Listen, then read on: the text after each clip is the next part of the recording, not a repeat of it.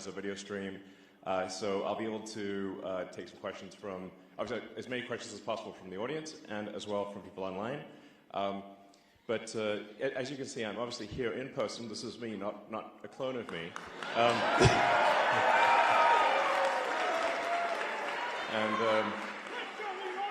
And the reason I'm here in person is because Pennsylvania is so important to the future of the world.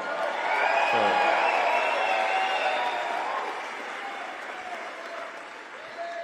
you know, you show what matters by your actions, not your words. And my actions are, I'm here, I'm in Pennsylvania, and I'm here for a very important reason, which is. I can't emphasize enough that Pennsylvania is, I think, the linchpin in this election. And this election, I think, is going to decide the fate of America, and along with the fate of America, the fate of Western civilization. So.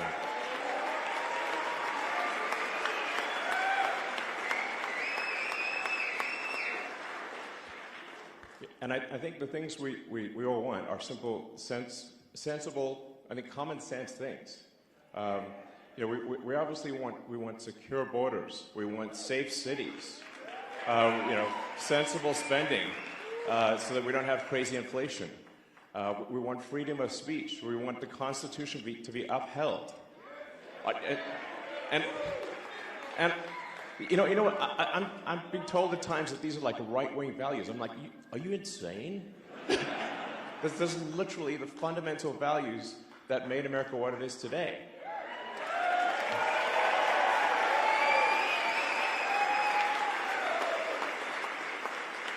And anyone who's against those things is fundamentally anti-American. And the hell with them. Yeah.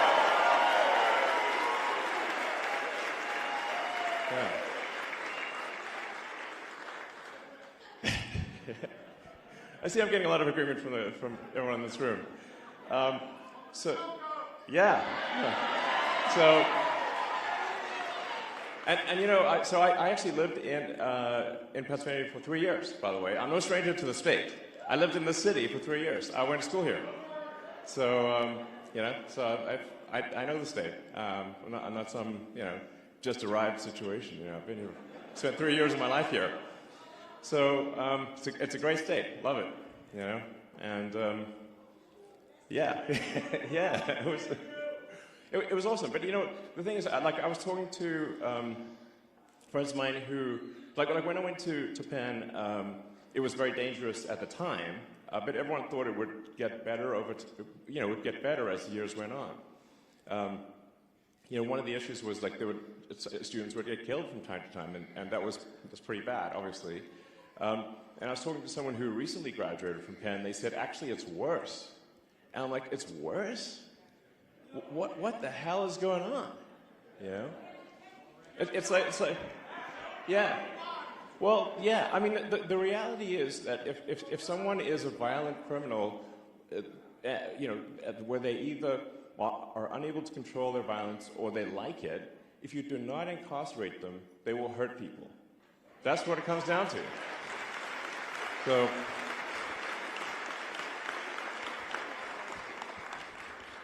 So if you don't put hardened criminals in jail, they will kill people. That's what it comes down to. And that's, unfortunately, the situation we have here is that the Democratic Party will not put hardened criminals in prison. And so they roam free, and they prey upon you, and your kids, and your family, and your friends. This is insane. How can we be, you know, the most powerful country in the world, and it's not safe to walk around our cities? What the hell is going on? Yeah. I mean, Soros, honestly, misanthropic. You know, for someone who has, you know, sort of claims to be doing good, but actually he is not. You know, he is tearing down the fabric of society. So terrible. Yeah. But I think it's just unbelievable that like, you should be able to feel safe walking around American cities. And it's not just, it's, Philadelphia has a challenge, New York has a challenge, every major city in the U.S. Like my mom lives in New York, for example. 3 of her friends have been assaulted on the street this year. It's like, and it's getting worse. And now, when she takes her dog for a walk, she has to stay, inside of the building so she can call for help if need be. This is not the future we want. And if we get 4 more years of this, I mean, we're going to be fully Mad Max, And it's like, well, it's nice to watch a Mad Max movie, but we don't want to be in the Mad Max movie, okay?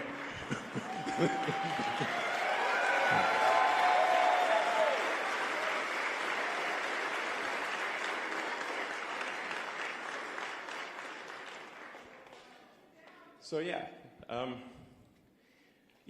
then the whole border thing is just insane. I always want to try to figure out what is the truth of the matter, what's really going on. So on the border situation, it's like, is it real or is it not real? So I went there in person, and I just literally live streamed what I saw. And our border looks like World War Z, okay? It's like zombie apocalypse, it's insane. So this is, if you don't have a border, you don't have a country.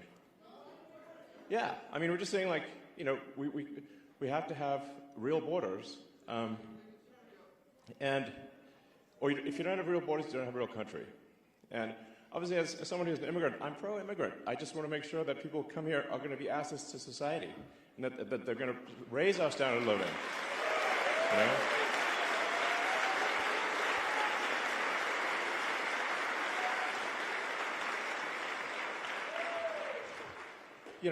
I think the sort of sports team analogy is a good one. So, like, let's say you're a pro sports team, you want to win the championship, then, well, you want aces on your team, obviously, because they help the whole team win.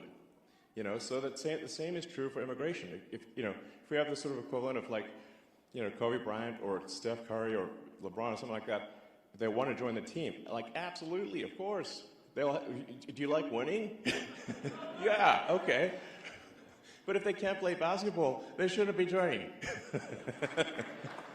So that's real important. And and then something that doesn't get a lot of attention is the fact that the federal government is spending America into bankruptcy. Which is crazy. It's sort of, and that's really what leads to inflation. Is that when the government spends more than it brings in, that's what causes inflation. Yeah, it's just a pernicious tax. So there has to be we have to radically reduce the amount of government spending so that we don't rack up a debt that is impossible to repay and drive the country to bankruptcy.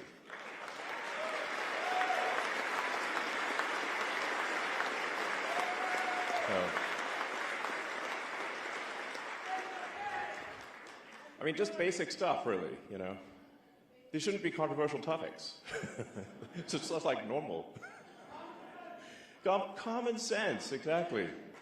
And you're seeing all these attacks on freedom of speech, and they're like attacking me for freedom. It's like, yo, that's the First Amendment, like literally the first one.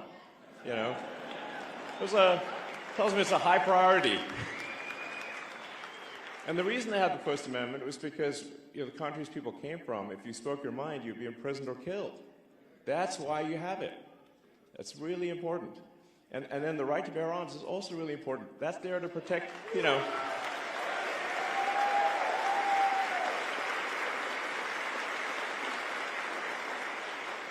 I mean, the Second Amendment is there to protect the First Amendment. So,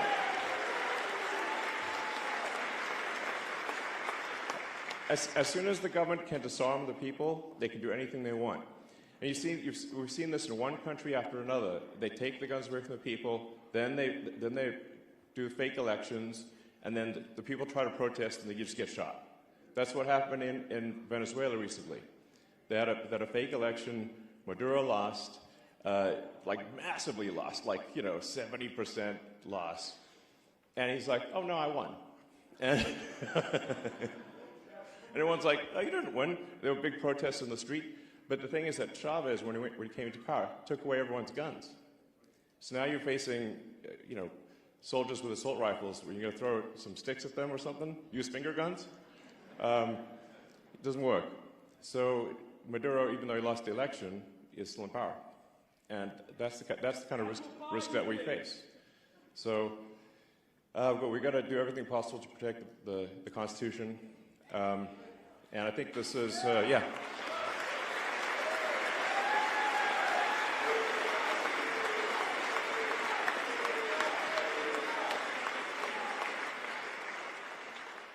So for all those reasons, that's why, after thinking about it hard, it was very clear to me that Donald Trump has to win this election. It really does.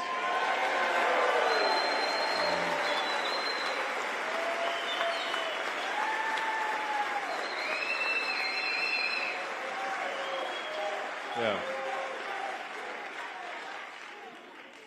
And so I think the most important thing that you can do, and what I'm asking everyone to do, is make sure that you're registered to vote, that you and then vote early, and then talk to your friends and family and everyone you know to make sure that they're registered to vote, because Monday is the deadline for voting registration. And honestly, this is if there's ever a time to be a pest with your friends and family, this is the time. This is the time. Everyone you know, everyone you meet, everyone you run into, register them to vote, and then get them to vote immediately. And we only have until Monday night to register to vote. So the next basically 3 days are essential. And I think we see this election decided in Pennsylvania by, it could be 10,000 votes, it could be 1,000 votes, it could be 10 votes, it could be some very tiny number. So every incremental person is a huge difference. I haven't been politically active before. I'm politically active now because I think the future of America and the future of civilization is at stake. So.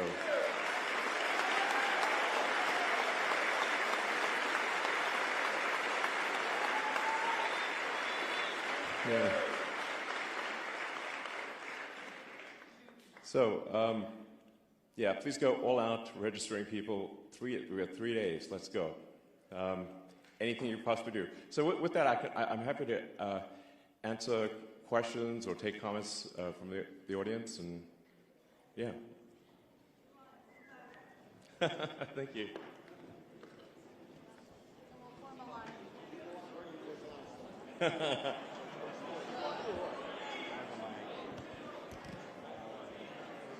We'll do one question per person, okay? Yeah, I have the mic. Good. All right. Here. Elon, first of all, welcome to Ridley Township. Thank you. Delaware County, and welcome to Ridley School District and our beautiful high school. Yeah. Because you made this your first stop, we'd love to make you an honorary Ridley Raider. Thank you. I'd like to give you this shirt, football jersey. Sports is big in Ridley, big in Delaware County. This is Musk's 67 counties in Pennsylvania. We got to turn every one of them red. Great. Sounds good. Thank you. Thank you very much.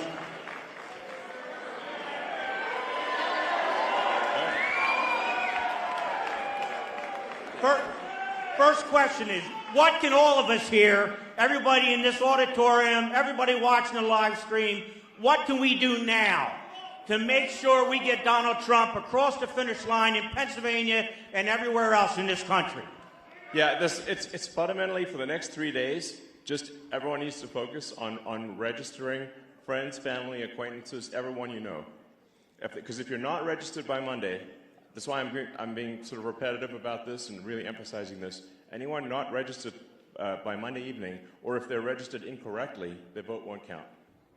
They won't be able to vote. So we got 3 days. It's all about registration, registration, registration, registration every single day. And like I said, this election could be decided by a handful of people. It could just be that a little bit of extra effort on voter registration decides the entire future of civilization. So that's why I'm saying, man, this is, if there's ever a weekend to spend going hog wild on registration, this is it. Yeah. Whoa!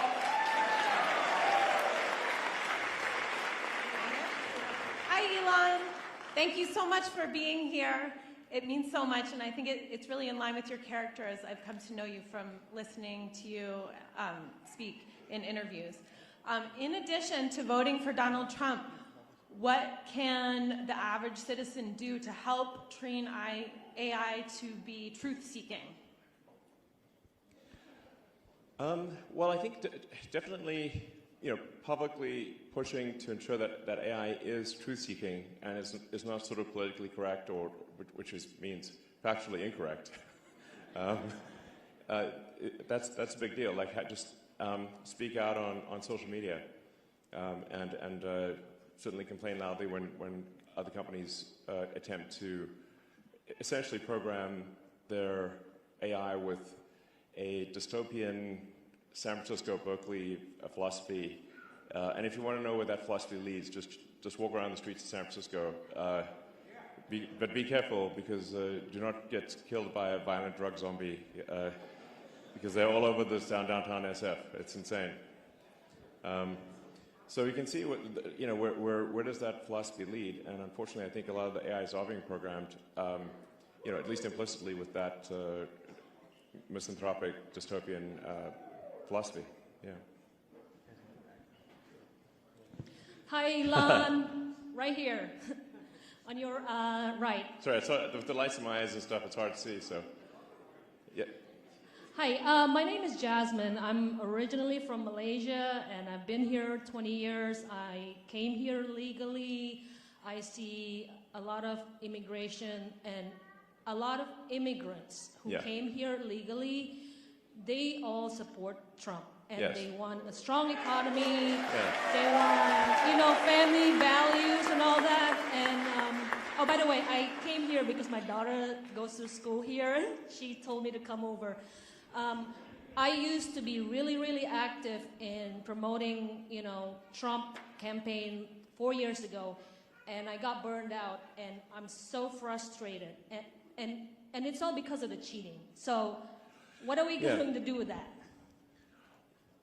Well, there is, I think, some amount of cheating that takes place. It's hard because they've, when you have mail-in ballots and no sort of proof of citizenship, it becomes almost impossible to prove cheating is the issue. So a lot of people on the Dem side will say there's no cheating, and I'm like, you've made it impossible to actually prove that there's cheating. But statistically, there are some very strange things that happen that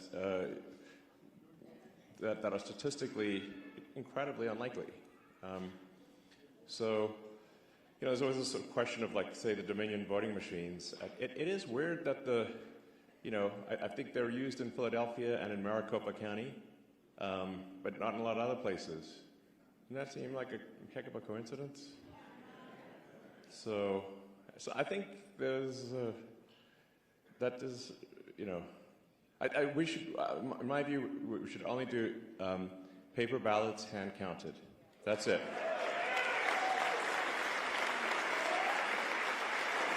I mean, I'm a technologist. I know a lot about computers, and I'm like, the last thing I would do is trust a computer program.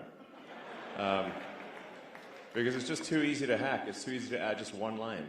And it's really difficult to hack paper ballots.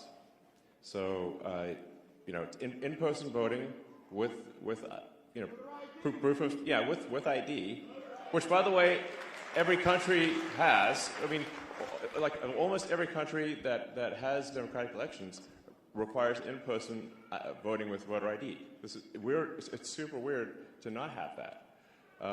I think that's the only way to effectively address fraud.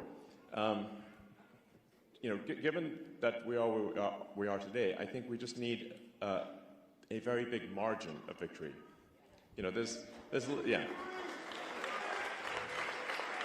If the margin of victory is big enough, then as they say, it's got to beat the cheat. Yeah. So that's it. Elon, first off, you're my hero, and I love your sneakers. Thank you.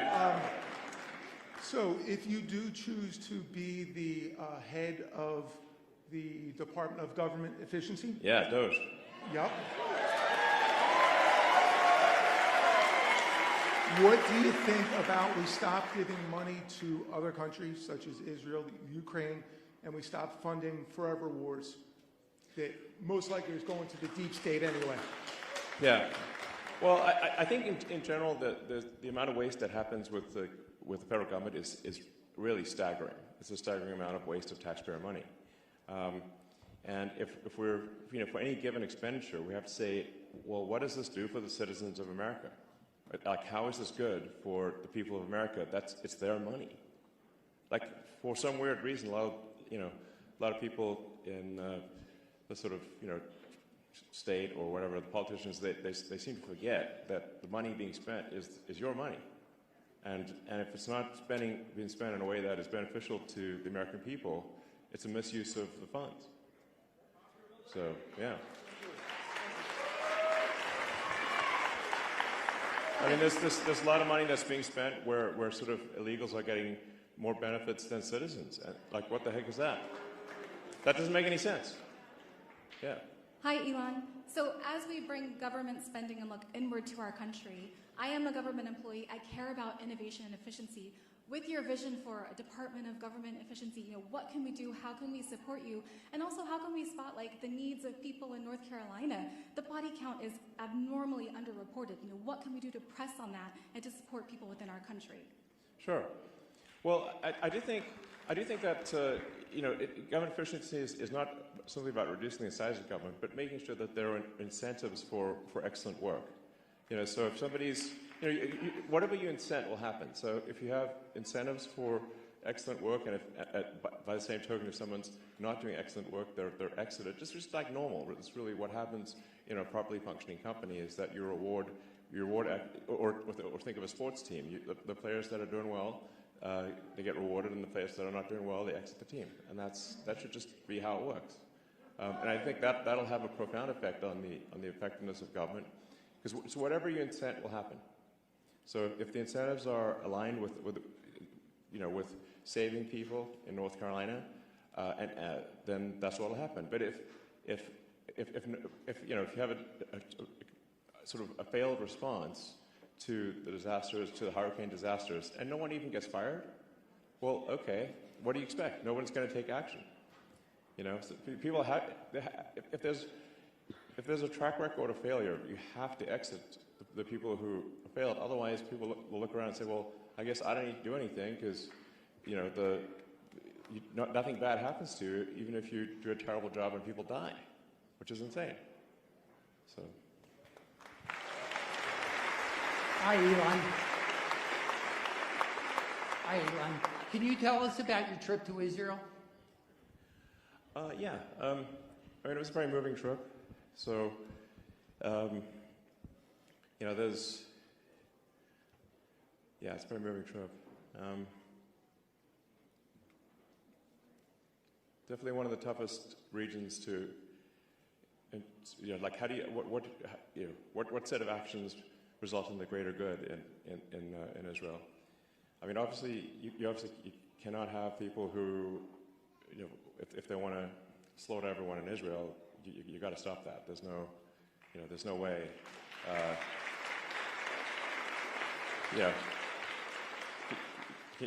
Those people either need to be killed or incarcerated, or they will simply try to kill more Israelis. This is what it amounts to, obviously. And they want to kill Americans too, by the way. Generally, Israel is referred to as the little Satan in America. We are the big Satan. That's what the Ayatollah calls us. So, so I think,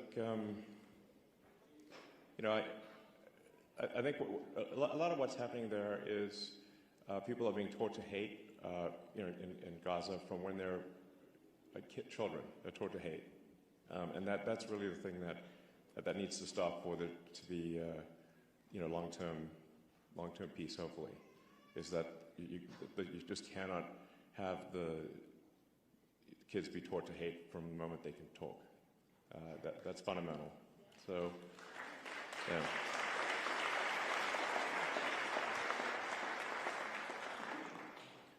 So, so I think it's kind of a three-step process there, which is, you've mentioned one has to do the difficult thing, which is to, yes, eliminate Hamas, exactly. And then,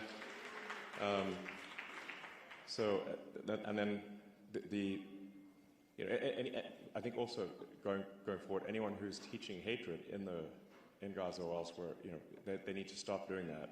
That can't be acceptable.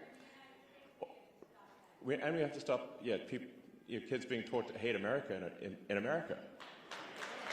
So.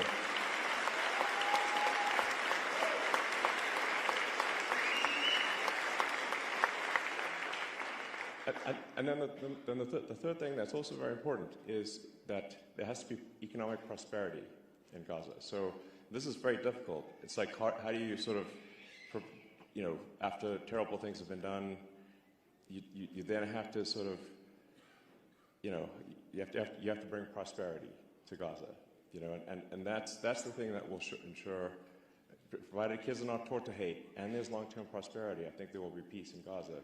And we see an example of that after World War II, where with Germany and Japan, they were defeated. They obviously did terrible things, but changed the education system. And unlike World War I, we helped rebuild Japan and Germany. The Marshall Plan. Instead of exacting vengeance, America insisted, we're going to help rebuild Germany. We're going to help rebuild Japan. And now they're our allies. And there's been no war ever since.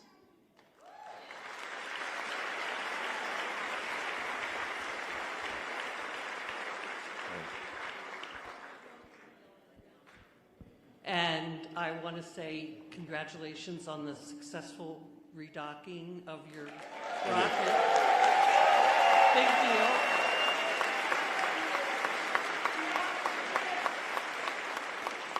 And I'm going to go. Yeah, I mean, honestly, it was a great week. We had the Tesla sort of cool autonomous car and robot stuff, which I think is going to be really, really great. I think, who wouldn't want their own personal C-3PO R2-D2? It'd be awesome, So I think that we're going to build some awesome helper robots and autonomous cars, and then this is a good day. Fate is smiling upon us here. Thank you. And we caught the rocket, which is just totally nuts.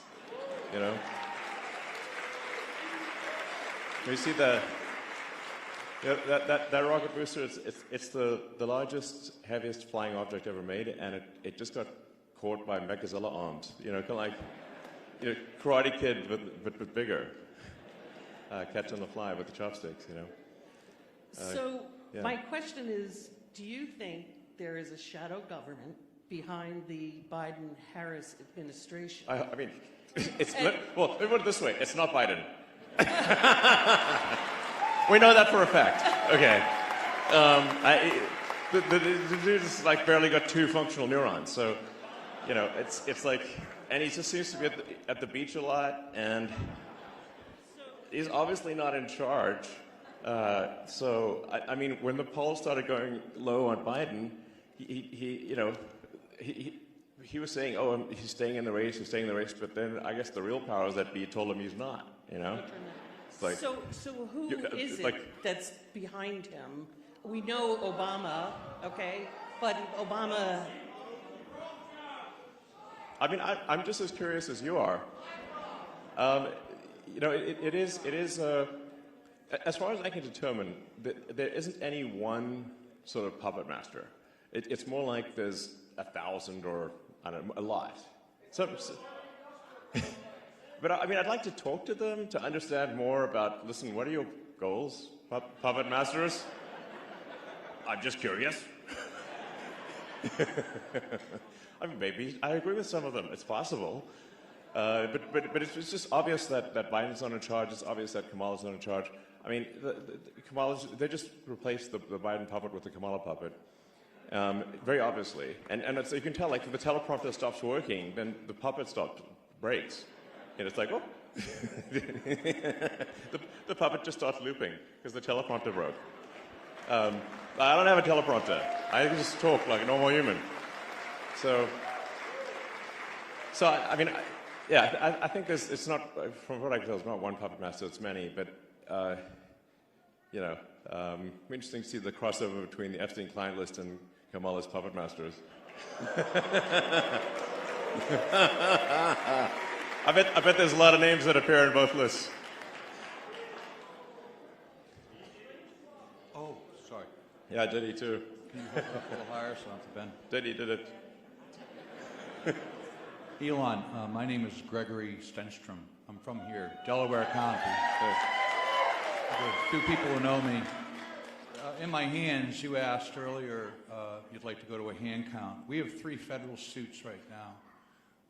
One, because we know for a fact, and we have proof, that the election code in the machines in Dominion and Harlingen Civic are fraudulent here, right here in Delaware County.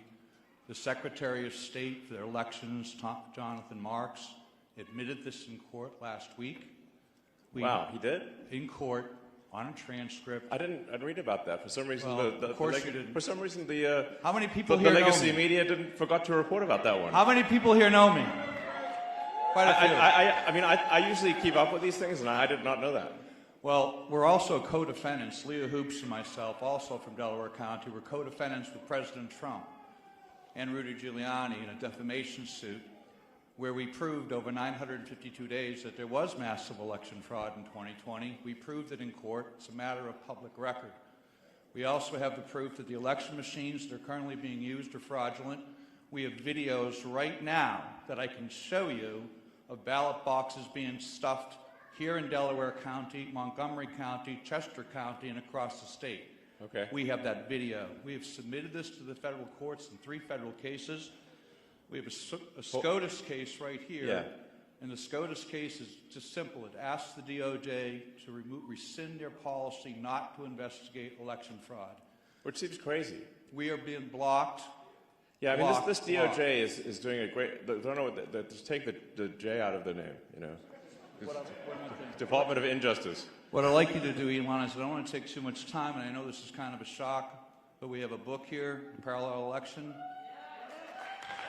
I have a Supreme Court case, and I have the federal suits here. We've called your people. We've called the people who are supposed to be helping. We have hundreds of people right now ready. Yeah. They're out taking videos. They're training poll workers, and we are not getting support from many of the people in the first front rows here. And their pictures, if you want to know who they are in this book. Well, let's. What I recommend is to post content on the X platform, and then people can argue and say it's right or wrong, but you know, if you have videos or evidence, then post them publicly on social media, and then people can judge for themselves. Exactly.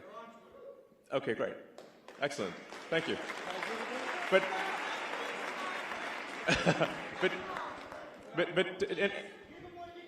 anyway, let's not get contentious. This is I think, teamwork makes the dream work here,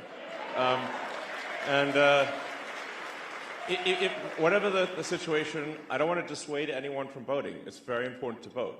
Any actions with respect to voting machines and whatnot, we certainly want to put them under intense scrutiny, but it's nonetheless, everyone needs to vote. And like I said, if you leave here with one thing, the goal is to register as many people as possible to vote. That is the goal, and we only have until Monday night. That is the goal. One mission, bam.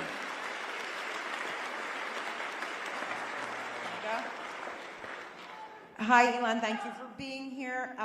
First, I want to thank you as somebody with a spinal cord injury for being innovative, because not many people are.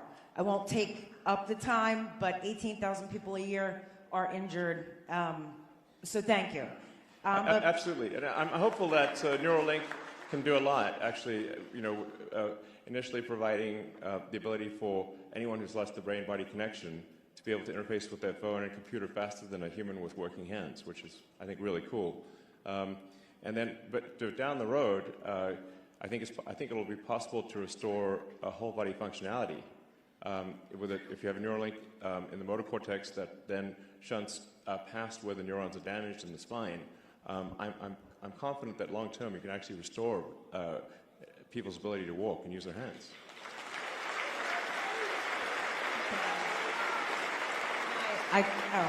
I appreciate it. I would love to work with you on getting support around here, but in fact, one of the things that and to be fair, the FDA has been within the context of their current rules has been actually quite supportive. They've given us sort of express lane, because they've seen the quality of the work and the sophistication of the technology. They have given us sort of fast track approval, but still our progress is limited by regulatory issues, and that's the same thing that's happening with SpaceX. It's like SpaceX can build a giant rocket faster than the license can be processed by the government, which is insane. I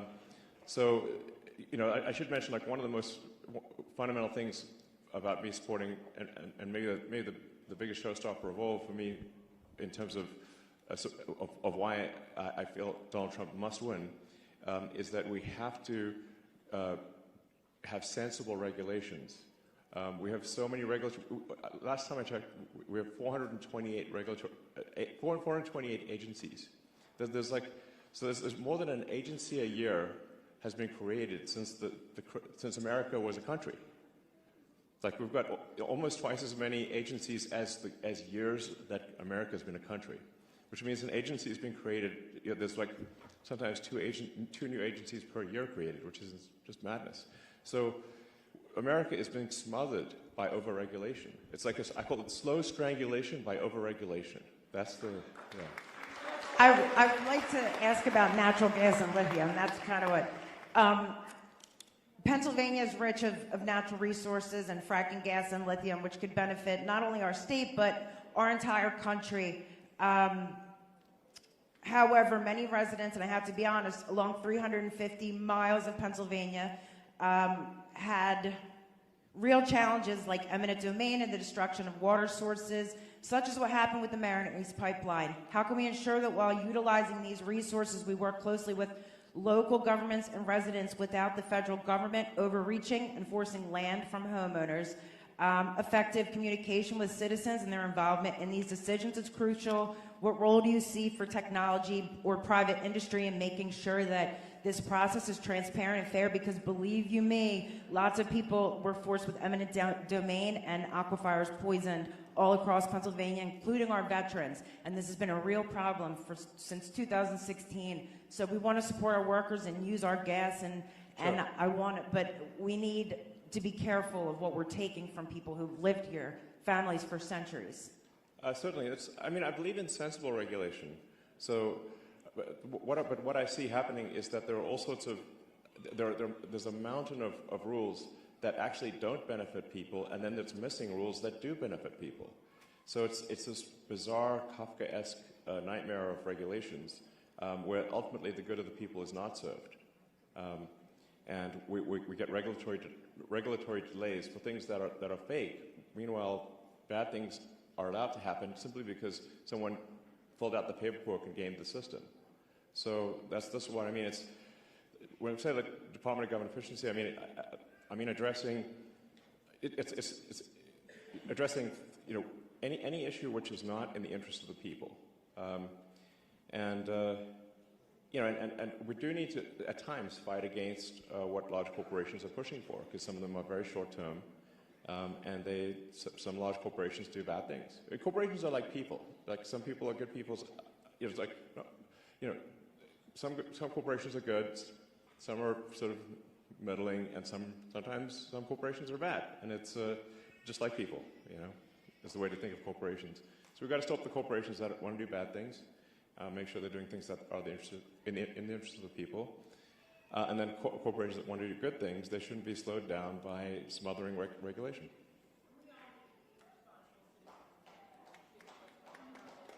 Yeah, absolutely. Yeah. Yeah, and I think these things should be done very much in the open so people can understand what's going on and nothing, in the shadows. So sunlight is the best disinfectant.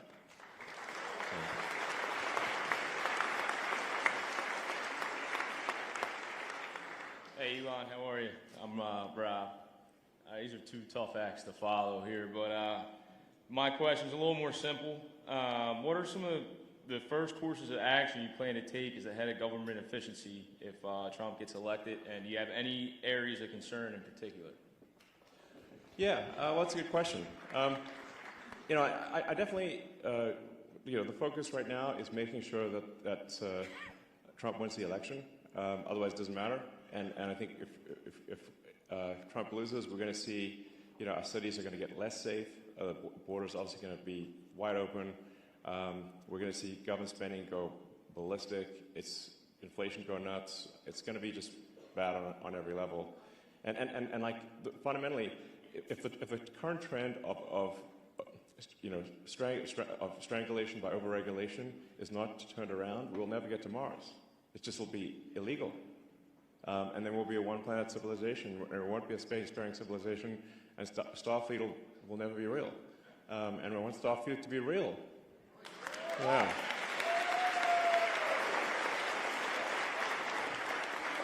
So, I've had quite a bit of interaction with the government, because SpaceX is the biggest NASA contractor, actually. Does a lot of work for NASA. And I'm a big fan of the agency, by the way. But there's, there are expenditures that don't make a lot of sense, that are wasteful. And we need to put a stop to that. Honestly, there's so much government waste that's going on that I would call it a target-rich environment. Like, it's hard, like in every direction. There's this just mad waste. And I think simply, if people simply know that, well, if they waste a ton of taxpayer money, they're going to get fired, that will immediately improve the situation. Immediately. It's like, yeah, it's just literally, and I think, but actually it's going to be both carrot and stick. It's like, so if a government official is very effective in spending your money, because taxpayer money is your money. If they're effective in spending your money, they should be promoted. They should be rewarded.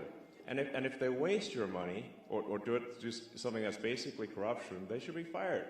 Obviously, they have a duty to spend your money well. Yeah. Hey, Elon. As a veteran who was deployed because of a lie that was told 21 years ago, it's a lot of lies, man. Yeah. This is a lot of lies. So, with Harrison Laws running on a campaign to make disinformation illegal, what would you say disinformation just means information they don't like. So what would you say? Yeah. So what would you say to an administration and a candidacy that is spreading lies or disinformation about the troops that are currently in combat, my friends? Yeah, can you believe that was said? And Hunter Biden's laptop, the president's decline, and so on. Yeah, I mean, during the Trump-Kamala debate, she said there was no active duty soldiers out there. I'm like, I know a whole bunch of them. What are you talking about? That's a shameful, terrible lie. And she wasn't even fact-checked. And I'm like, are you kidding?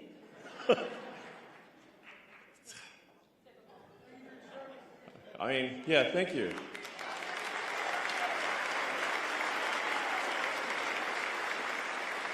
Yeah, and I just like to say, for the people, for the Americans out there who are serving in dangerous places right now, unlike what Kamala said, thank you for your service to the country.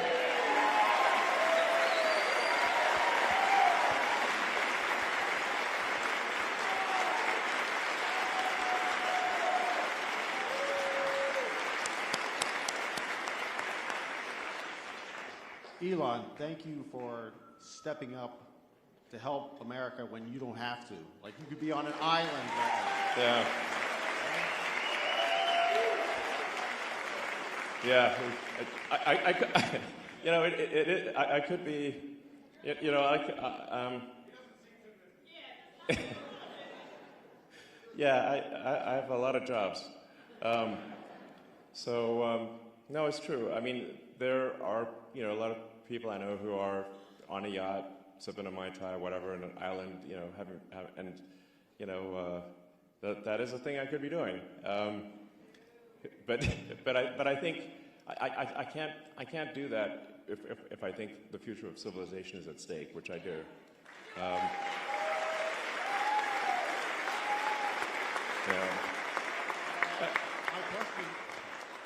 question for you, I guess.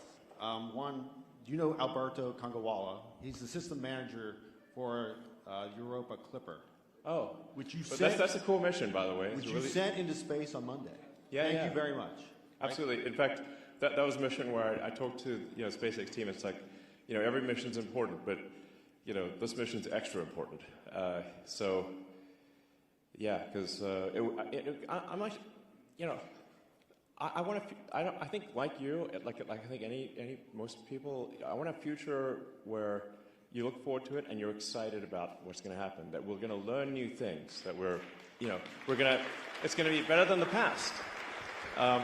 You know, in a future where we're a spacefaring civilization, and we're out there among the stars, where Star Trek is real. You know, that's exciting. I mean, they have to be, like, life can't just be about solving one problem after another. There have to be things that inspire you, that move your heart. You know?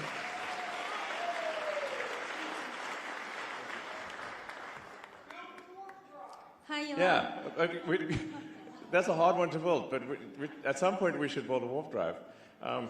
But you know, but even without the warp drive, the Starship, the rocket made by SpaceX, is capable of building a city on Mars and a city on the Moon. That's what it's designed to do. But we're being massively slowed down by regulatory molasses. I mean, I'll tell you, like, a crazy thing. Like, we got fined $140,000 by the EPA for dumping fresh water on the ground, drinking water. It's crazy. Like, I've seen an example of just how crazy it is. And we're like, well, we're using water to cool the launch pad during launch. You know, so we're going to cool the launch pads so it doesn't overheat. And in an excess of caution, we actually brought in drinking water, so clean, super clean water. And the FAA said, no, you have to pay a $140,000 fine. And we're like, but we let Starbase is in a tropical thunderstorm area. Sky water falls all the time. That is the same as the water that we used. It's lots of sky water. So, and it's like, we didn't actually, there's no harm to anything. And they said, yeah, we didn't have a permit. We're like, you need a permit for fresh water? Are you, what? Yeah, it's just totally crazy stuff like that. And then they said if we don't pay the fine, they're not going to process any of our future applications. So they're like, this is the kind of crazy stuff we're dealing with. Yeah. So.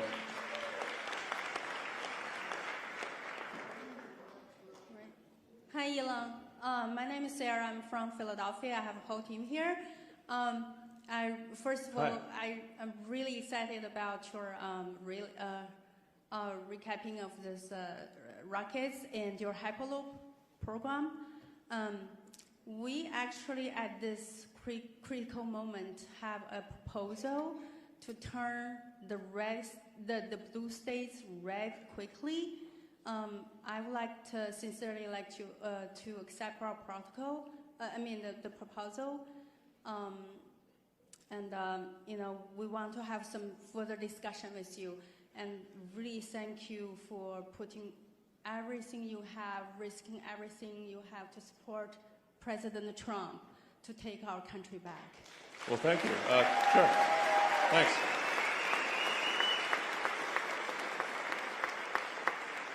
Thank you. Hey. All right.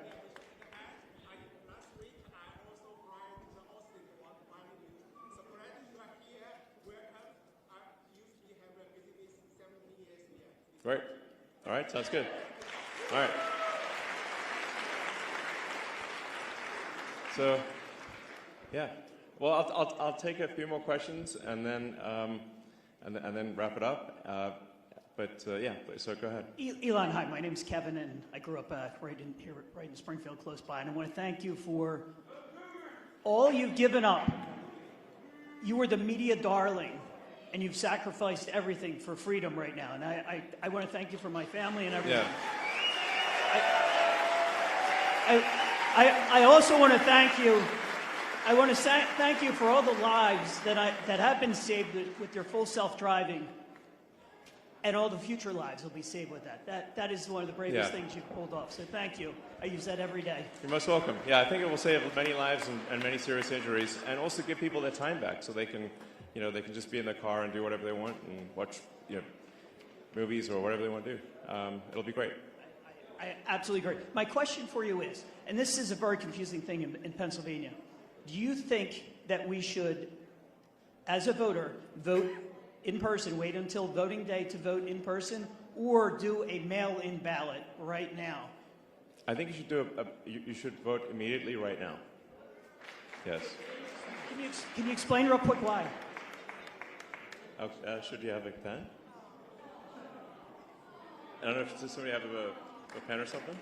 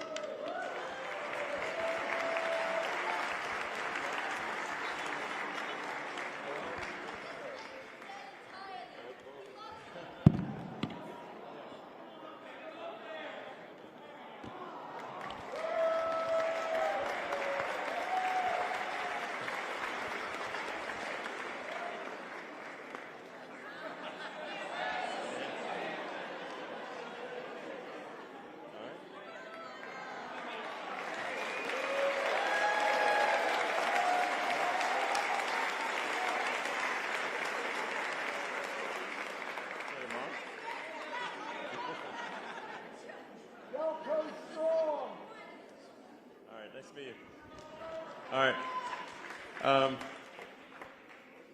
Yeah, so where were we?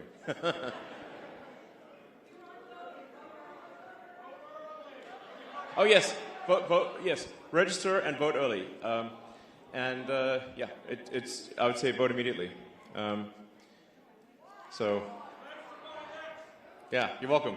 All right, well, I'll take one more question and then we'll call it a wrap. Yes, okay. Elon, this is Matt here. Elon, this is Matt from East West IT Services here. And I'm the chairman for the Pennsylvania Chinese Coalition. We have more than 40 Chinese groups and also different kinds of associations. And I'm from Philadelphia. We are the team, and I want to know, could you give us Pennsylvania swing state, especially in Philadelphia, there's a lot of Democrats. So could you give us three top reasons why people should vote for Donald Trump? Sure. Well, the reasons that resonate are going to be different depending on who you're talking to. But I think the ones that resonate for me at least are, we want safer cities, we want a secure border, we want sensible government spending, we want support of the Constitution and the right to, freedom of speech, right to bear arms, and that's what Donald Trump is going to do. So.